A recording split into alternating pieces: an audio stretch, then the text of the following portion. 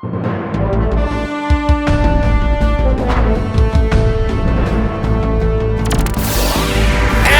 welcome to Hindsight Tonight. I'm Damian Muziani, and here's your news. Leading off, the White House bid a tearful farewell to tech billionaire Elon Musk last week after the Doge father spent over 4 months merrily slashing federal jobs as a special government employee.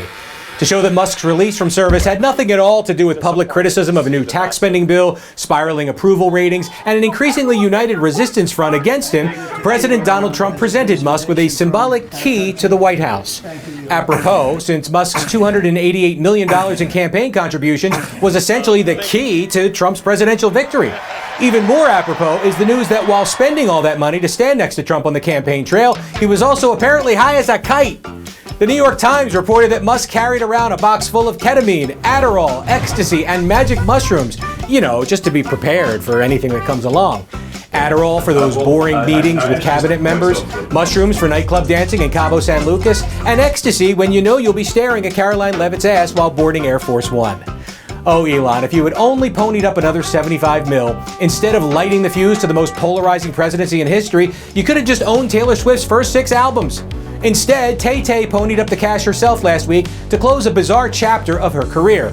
Back in 2019, the company that owned the rights to Swift's early catalog was sold to music manager Scooter Braun, a privileged white man. Strike one, Scooter. So Taylor low-keyed her anger out to her legion of fans, who then threatened to unalive Braun, his wife, and his children. Then Taylor re-recorded some of her original work, which all sold like kittens at a Red Hat convention, and then she used part of that money to finally buy back her own music. Yes, men are just putty in the hands of Swift. Just look at what her boyfriend was reduced to in the Super Bowl. Hey, Travis, there's a game going on over here, right? But don't worry, men. We still have one genetic advantage that women have not yet found a way to destroy. Unfairly God-given genderized reproductive windows. This man, the grandson of a former U.S. president, died last week. Which president? Oh, just John Tyler. Who? You remember Tippecanoe and Tyler too? Well, you probably don't remember that. It all happened back in 1841. Yes, in what has come to be known in recent times as Anthony Quinn syndrome, when an elderly man flaunts his virility at like-aged women by having children late in life, former President John Tyler had a son at age 63. Side note, the average life expectancy of a man born in America in 1790 was only 36 at the time. That son then said, "Hey, Dad, hold my hard cider," and in 1928 fathered Harrison Ruffin Tyler at the age of 75. Harry then lived to be 96 years old before expiring last week.